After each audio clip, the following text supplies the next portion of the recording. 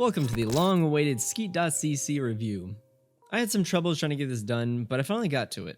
This review will be very different from the Aimware review I did a couple months back, mainly because a majority of you have never even touched this cheat. But even if you have the cheat, I suggest you watch all the way through, as I will be bringing up several things about the cheat most people don't know about. I would also love to hear your opinion on the cheat. Let me know down in the comments if you agree or not. Also, do note this is a cheat review, not a showcase. I still don't think there's a proper review on YouTube about Skeet yet, but more of just a bunch of showcases. I am also willing to go a little bit further than most to talk about the bad, which people are scared of getting banned. I have had my fair share of permanent bans already, and just in case Esoteric is watching this video, hi.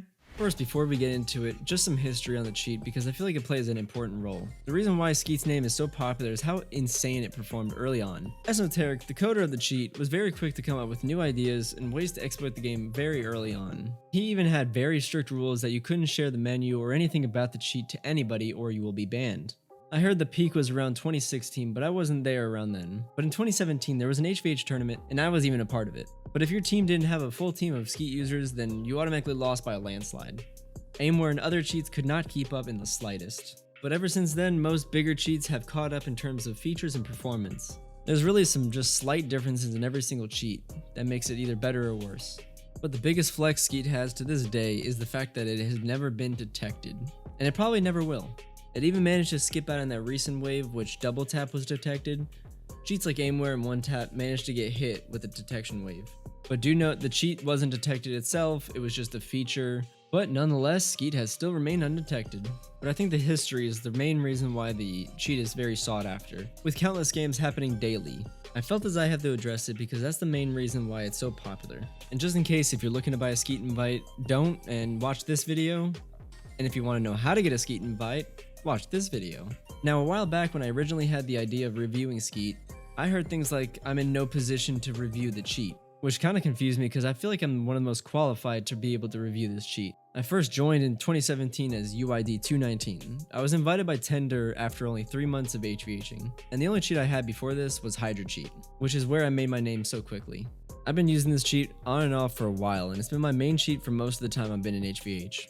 Well, that's enough extending the watch time and giving a backstory, let's dive right into the cheat.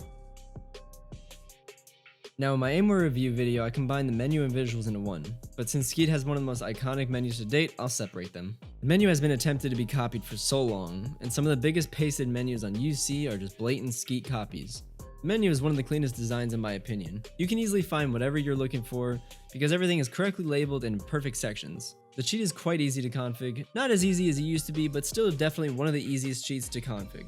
The menu has 8 different tabs, but you can create more with Luas. Also, the menu is resizable and even lets you move around groups wherever you want and however big you want them to be, without any Luas needed. Even though I think the adjustable menu is one of the most useless features in the actual cheat itself, I think it's a cool addition just to mess around with. Overall, I think the menu is still my favorite menu to this date, and it still has the classic look from when I first liked it. I would like to think of Skeet's visuals as like the exact opposite of Aimware's. It's clean, sharp, and doesn't feel crowded. You can get basically any type of style you want with it, and it even has a good default option, which a lot of people, including me, like to use.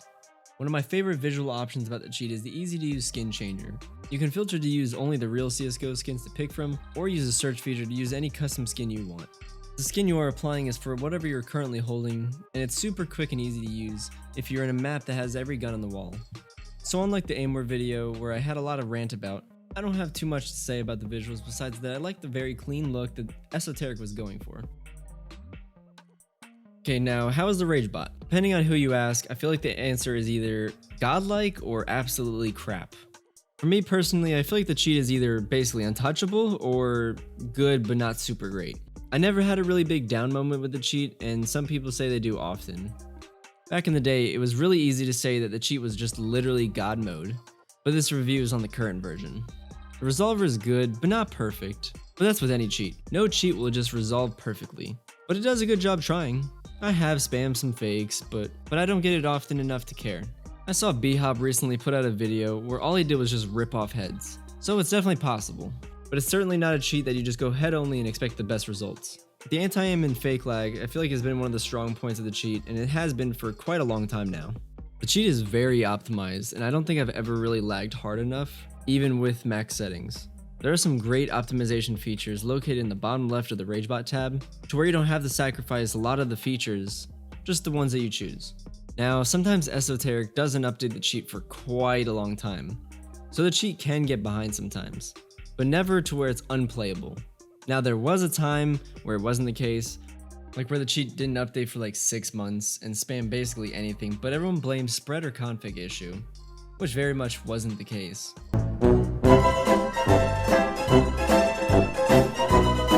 Funny enough, as I'm recording this part right now, Galaxy Eye hit me up saying he just broke the record. At least I think it's the record. He had 68 kills with my config on Skeet. It just goes to show that you can do really good with Skeet. But overall, I think the Rage is good and has a similar performance to onetap. Sometimes better, sometimes worse, but it never falls below aim war level. Lol. LegitBot is the easiest thing to set up in the cheat by far, and can be the best part of your experience. It's not hard to make a config that just will never get you Overwatch banned, as well as the cheat being forever back undetected, makes it a very powerful legit cheat. It's remained the same for years now, but I don't think it needs any changing.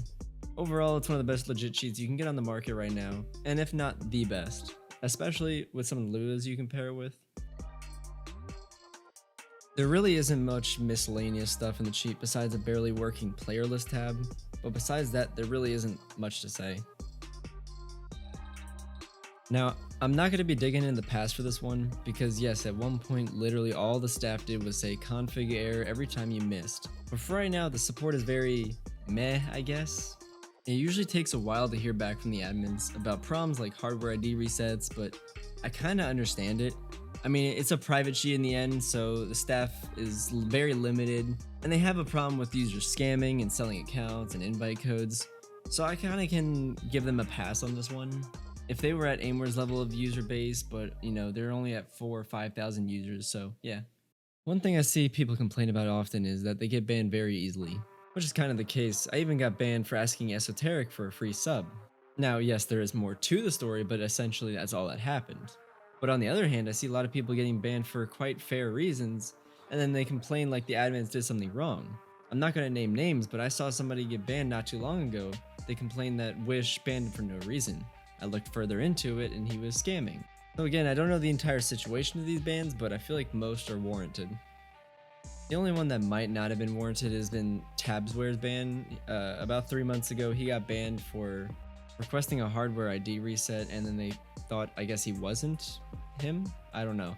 I got a buddy to pay for my my Skeet access because I just don't feel comfortable putting my credit details on a website, especially in this community.